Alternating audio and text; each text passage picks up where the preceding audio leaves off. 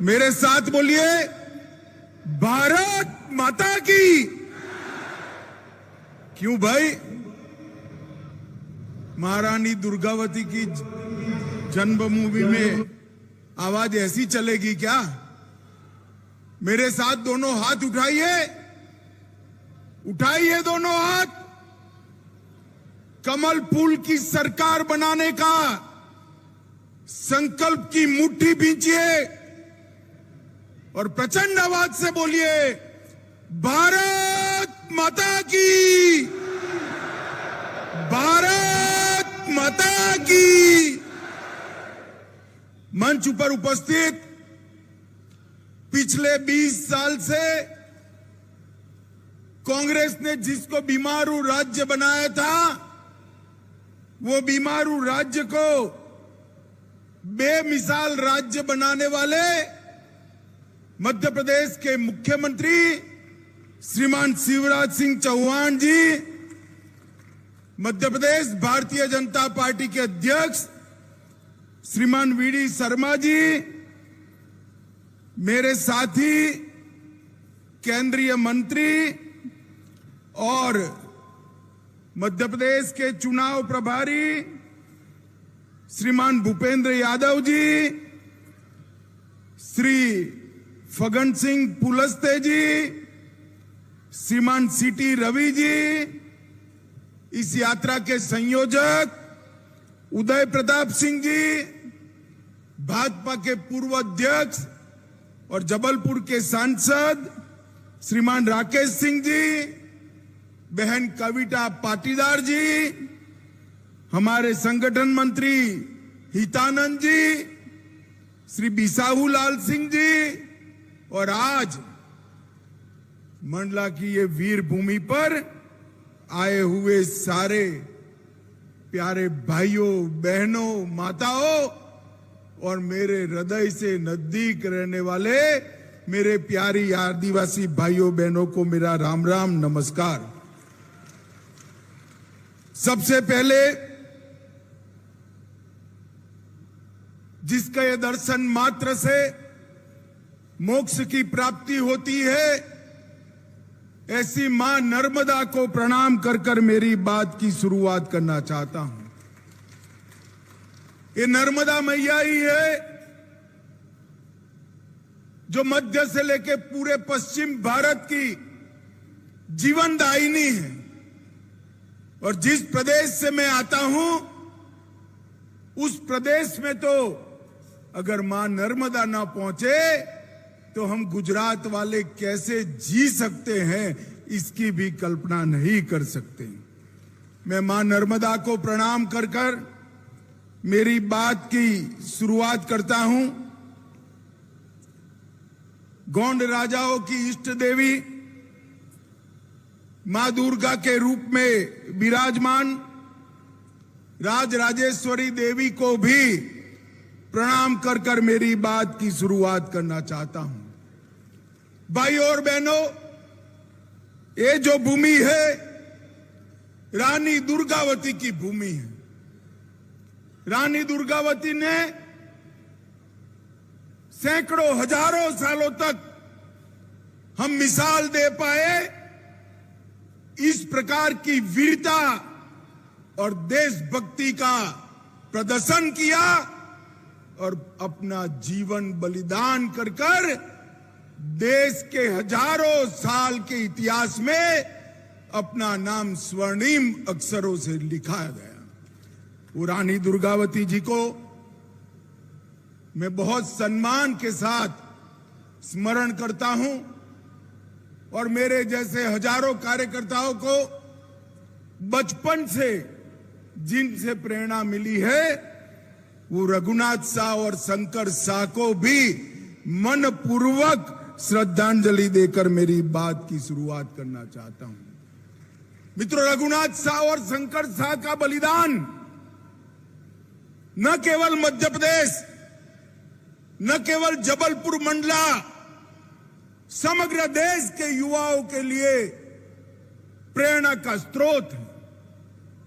सन 57 की क्रांति में अच्छे अच्छे राजों रजवाड़ों ने अंग्रेजों के साथ समाधान किया, तब ये बाप बेटे ने देश को आजाद करने के लिए अपनी मशाल ऊपर की और छाती पर तोप के गोले को झीलते हुए अपने आप को देश के लिए बलिदान कर दिया। मैं शिवराज जी का बहुत बहुत अभिनंदन करना चाहता हूं। मैं आया था जबलपुर में और एक भव्य स्मारक रघुनाथ और शंकर शाह का बनाया गया है, इसकी शुरुआत हुई है।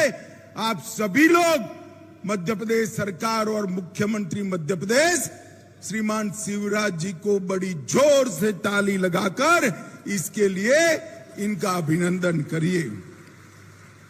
अभी अभी मंडला जिले को पूर्ण रूप से फंक्शनल साक्षर जिला घोषित किया गया है। ये आदिवासी बहुल इलाके में साक्षरता का जो अभियान शिवराज जी ने चलाया है, उसको भी मैं बहुत बहुत अभिनंदन करना चाहता हूं। भाइयों और बहनों, आज मैं जिस क्षेत्र से आया हूं, उस क्षेत्र में ज्यादातर मेरे आदिवासी भाई बहन रहते हैं। हम आपके आशीर्वाद मांगने आए हैं। मध्य प्रदेश को बीमारू राज्य बनाकर ये श्रीमान बंटाधार छोड़कर गए थे। दिग्विजय की सरकार को याद करिए। भ्रष्टाचार, लूट खसोट, गड्ढे से भरे हुए रोड, पानी बगैर के किसान के खेत, बिजली बगैर की घर का गरीब का घर और महिलाओं की सुरक्षा का नामो निशान नहीं था। ये 20 साल में भारतीय जनता पार्टी के 3 मुख्यमंत्रियों ने और विशेषकर हमारे शिवराज सिंह चौहान ने इसको बेमिसाल प्रदेश बनाकर आगे बढ़ाने का काम किया है। मध्य प्रदेश ऐसे राज्यों में सबसे पहला राज्य है जिसने मेरे आदिवासी भाइयों बहनों के लिए पेशा के कानून को जमीन पर उतारने का काम किया है। वो मध्य प्रदेश राज्य है। भाइयों और बहनों, मैं आया था मध्य प्रदेश में, बहुत बड़ा आदिवासी सम्मेलन था। शिवराज जी ने हमेशा की तरह धड़ाधड़ 17 घोषणाएं कर दी। बैठकर मैंने पूछा, शिवराज जी ये पूरा भी होगा या नहीं होगा? मगर मैं आज ही सुबह इनसे बात किया, उन्होंने जो घोषणाएं की थी सारी की सारी 2 साल के अंदर समाप्त कर दी है। आदिवासी कल्याण के लिए मध्य प्रदेश सरकार ने एक नए प्रकार का रास्ता देश भर के राज्यों के लिए प्रशस्त किया है। माताओं, भाइयों, बहनों, मैं आज मध्य प्रदेश के पूरे आदिवासी समाज के भाइयों बहनों को कहने आया हूं। यूपीए की सरकार थी, कांग्रेस की सरकार थी, कमलनाथ और बंटाधार की केंद्र में सरकार थी। मनमोहन सिंह ने एक स्टेटमेंट किया, वो प्रधानमंत्री थे, उन्होंने एक स्टेटमेंट किया। क्या स्टेटमेंट किया? उन्होंने कहा देश की तिजोरी पर सबसे पहला अधिकार अल्पसंख्यकों का है। सबने विरोध किया मगर वो नहीं माने। अल्पसंख्यक तुष्टीकरण में कांग्रेस डूबी रही। अंततः गत्वा 2014 में मोदी जी की सरकार आई। मोदी जी, उनका नेता ए नाते चयन करना था। संसद में जा रहे थे, संसद की भूमि को प्रणाम किया, मत्था टेका, संसद में गए और उन्होंने सारे सांसदों को भाषण दिया कि मेरी सरकार आदिवासियों की सरकार है, दलितों की सरकार है, पिछड़ों की सरकार है और गरीबों की सरकार है। तो मेरे भाइयों बहनों, आपको चयन करना है दो विचारधाराओं के बीच में। एक और कांग्रेस पार्टी कहती है देश के खजाने पर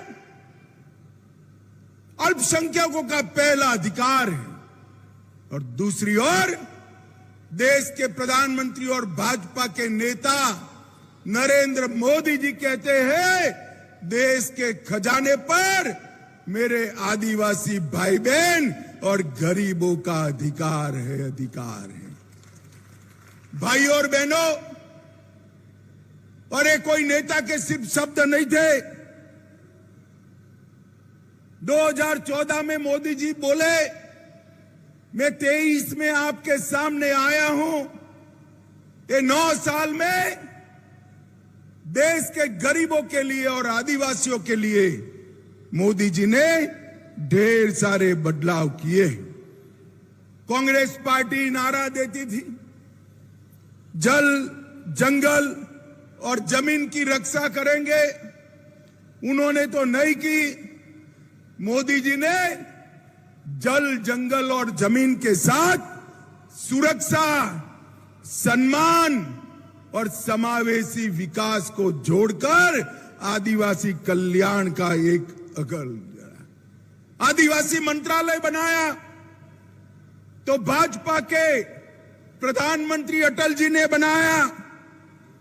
मोदी जी ने 2 वर्षों में मात्रा के दोष के कारण छूटी हुई 23 जातियों को फिर से आदिवासी जातियों में ऐड किया, और भगवान बिरसा मुंडा की जयंती को जनजाति गौरव दिवस मनाकर पूरे देश में आदिवासियों का सम्मान करने का काम नरेंद्र मोदी जी ने किया।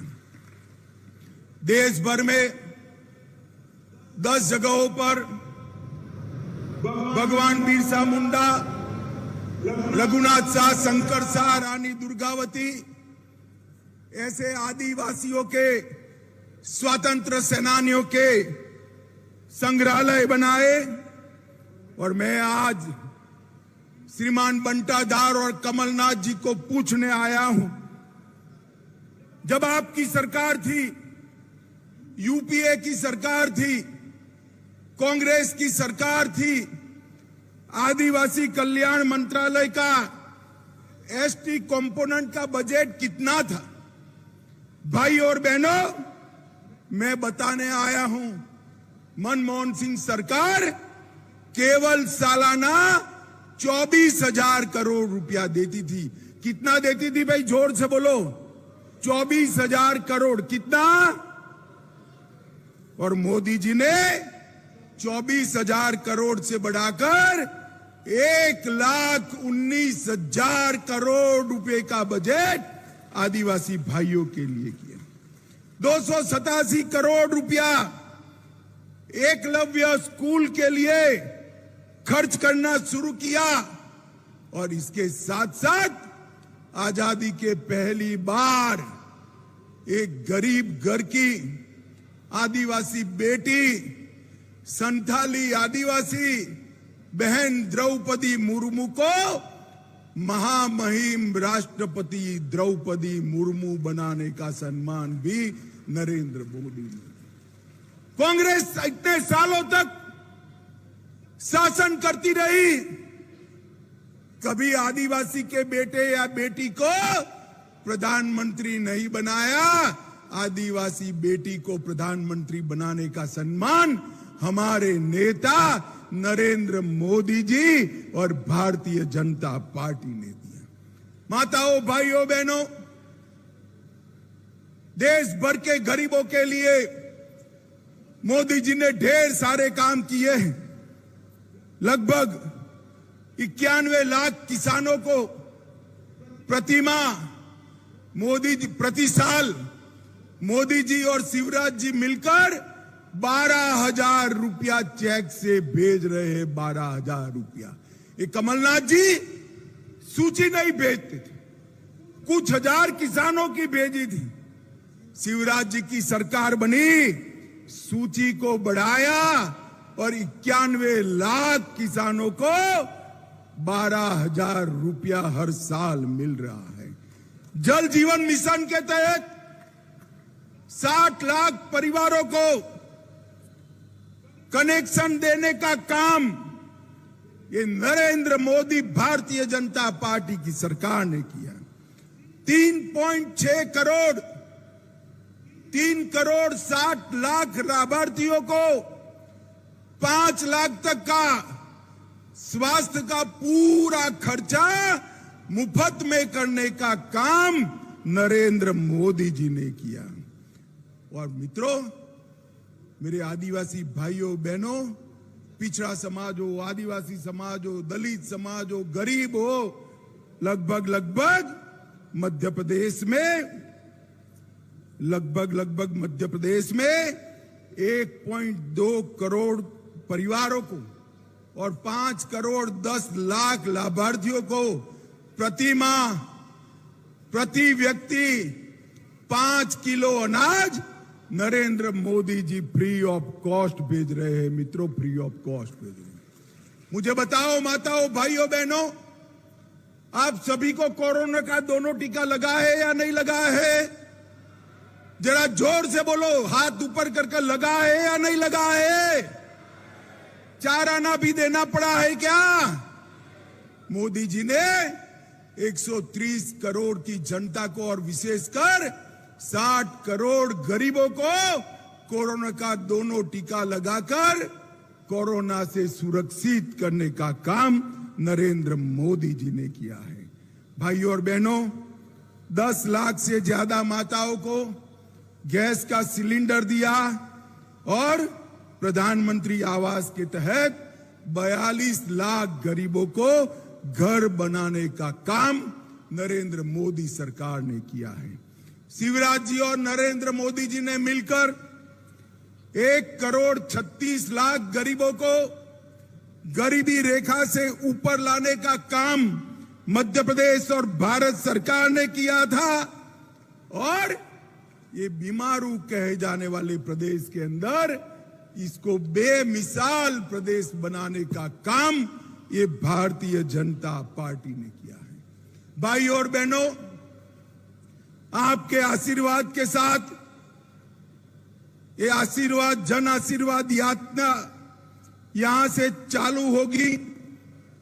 ऐसी 5 यात्राएं निकलेगी, 10,600 किलोमीटर घूमेगी, हर विधानसभा में जाएगी और 210 विधानसभाओं में घूमकर भोपाल में मोदी जी की अध्यक्षता में समापन होगा। और मैं आज दावे से कहने आया हूं, बंटाधार जी, दिग्विजय सिंह जी, आप और कमलनाथ, आप और करप्शन नाथ दोनों सुन लो, जब 25 सितंबर को ये हमारी जन आशीर्वाद यात्रा समाप्त होगी, उसी दिन तय हो जाएगा कि मध्य प्रदेश में अगली बार 150 सीटों के साथ फिर से एक बार भारतीय जनता पार्टी की सरकार बननी है। मध्य प्रदेश की जनता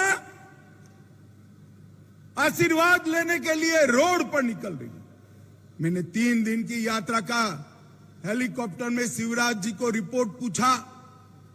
हजारों लोग यात्रा को स्वागत में उमड़ रहे, विशेषकर मेरे गरीब परिवार के लोग, चाहे आदिवासी हो, चाहे दलित हो, चाहे पिछड़ा समाज के लोग हो। मोदी जी को आशीर्वाद रहे। भाजपा की सरकारें गांव गरीब की सरकारें, महिला उत्थान की सरकारें, बेटियों को आगे बढ़ाने वाली सरकार